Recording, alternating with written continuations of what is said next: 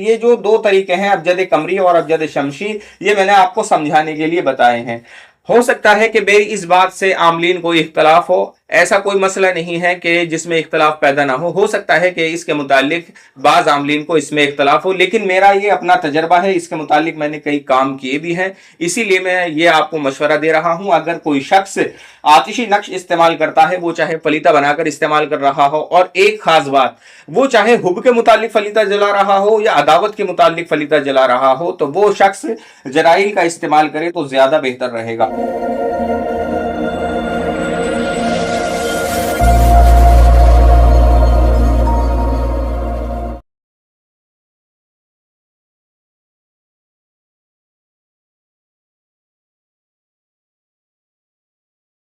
अस्सलामुअलैकुम, मेरा नाम है मोहम्मद शादाब और आज मैं एक और वीडियो लेकर हाजिर हुआ हूं।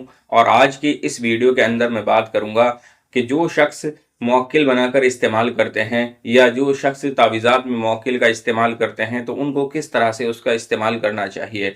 और दूसरी बात यह है कि जो शख्स 15 के नक्श की ज़कात अदा कर चुके हैं और जिन्होंने आतिशी नक्श की ज़कात अदा की है और वो उससे फ़ायदा हासिल करना चाहते हैं लेकिन उनको फ़ायदा हासिल नहीं होता, और इसी तरह से उन्होंने मौक्किल बनाकर भी उसमें इस्तेमाल किया है लेकिन उनको फ़ायदा हासिल नहीं हुआ, तो इसके लिए आपने किस तरह से नक्श को तैयार करना है, इंशाल्लाह इस वीडियो में मुकम्मल तरीका मैं आपको बताऊंगा। ये जो आप नक्श देख रहे हैं ये 15 का नक्श है और अबजद कमरी के मुतालिक इसका जो मौक्किल बनता है वो बनता है हयाईल। अब अबजद कमरी के मुतालिक हयाईल ही क्यों बनता है उसको मैं समझाने की कोशिश करूंगा।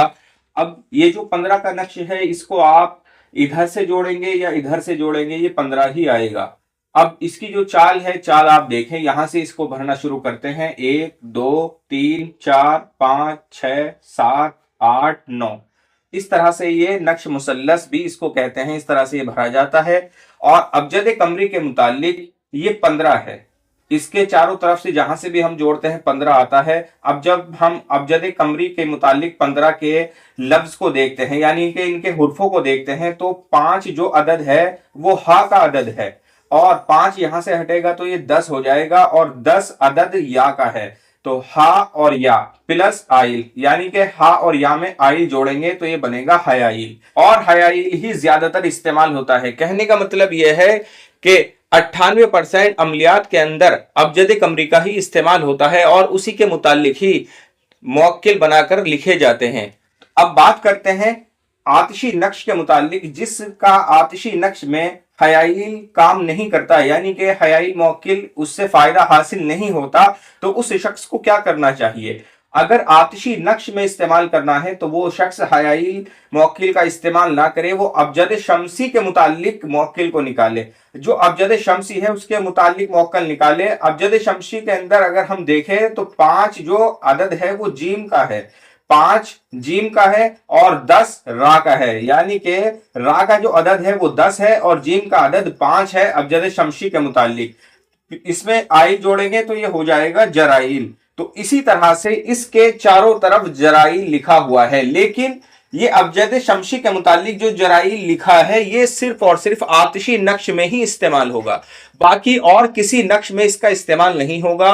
बादी, आबी, खाकी, इन तीनों अंसर में हम जराइल का इस्तेमाल नहीं करेंगे, बाकी इन तीनों में हयाईल का ही इस्तेमाल होगा। लेकिन जिस शख्स को आतिशी नक्श लिखता है और हयाईल का इस्तेमाल करता है उसको फायदा हासिल नहीं होता, तो वो शख्स जराइल का इस्तेमाल करे, चाहे वो फलीता बनाकर इस्तेमाल करे नक्श का या नक्श को ऐसे ही डायरेक्ट आग में जलाए या कोयलों के ऊपर जलाए, बहरहाल जलाने में जो भी इस्तेमाल करे तो वो शख्स जराइल का इस्तेमाल करे। इसी तरह से अक़समतु अलैकुम या जराइल, यहाँ मकसद लिखें और आगे लिखें अंजाम दो। इस तरह से ये इसी मौक़िल की तहरीर भी यहाँ पर लिखते हैं, यानी कि जो ये अजमत यहां लिखी हुई है इसको इसके नीचे ही लिखा जाता है। ये जो दो तरीके हैं अबजद कमरी और अबजद शमशी, ये मैंने आपको समझाने के लिए बताए हैं। हो सकता है कि मेरी इस बात से आमलीन कोई इख्तलाफ हो, ऐसा कोई मसला नहीं है कि जिसमें इख्तलाफ पैदा ना हो सकता है कि इसके मुतालिक बाज आमलीन को इसमें इख्तलाफ हो, लेकिन मेरा ये अपना तजर्बा है, इसके मुतालिक मैंने कई काम किए भी हैं, इसीलिए मैं ये आपको मशवरा दे रहा हूं। अगर कोई शख्स आतिशी नक्श इस्तेमाल करता है, वो चाहे फलीता बनाकर इस्तेमाल कर रहा हो, और एक खास बात, वो चाहे हुब के मुतालिक फलीता जला रहा हो या अदावत के मुतालिक फलीता जला रहा हो, तो वो शख्स जराइल का इस्तेमाल करे तो ज्यादा बेहतर रहेगा। अब एक इख्तलाफ और होता है, जैसे हुर्फ सवामत के अंदर जब हम हुर्फ सवामत की ज़कात को अदा करते हैं तो बाज हजरात सूरज ग्रहण में जो ज़कात अदा करते हैं वो भी अबजद कमरी के मुतालिक ही जो अदद आते हैं उसके मुतालिक ही वो ज़कात अदा करते हैं, जबकि अबजद कमरी के मुतालिक अगर आप ज़कात अदा कर रहे हैं तो वो चांद ग्रहण में ज़कात अदा होगी। अगर सूरज ग्रहण में आपने हुर्फ सवामत की ज़कात को अदा करना है तो वो आपने अबजद शमशी के मुतालिक ही ज़कात अदा करनी पड़ेगी। तो ये छोटी छोटी सी बातें हैं, आपको अपने जहन में रखनी है, तो इंशाअल्लाह इन्हीं चीजों से तावीज़ात की तासीर बढ़ती है। इसी तरह से आप किसी भी मकसद को हासिल कर सकते हैं। ये छोटा सा तरीका जो मैंने यहाँ आपको बताया है, इसको आप अच्छी तरह से समझे, और अगर कोई बात समझ में ना आए तो दोबारा से वीडियो को देख ले, तो इंशाअल्लाह पूरी तरह से वो बात आपको समझ में आ जाएगी। आज की इस वीडियो में इतना ही, और किसी ताल्लुक से आपका कोई सवाल है तो आप मेरे व्हाट्सएप नंबर पर मुझसे राब्ता करें या मुझे कमेंट करें। अस्सलामु अलैकुम।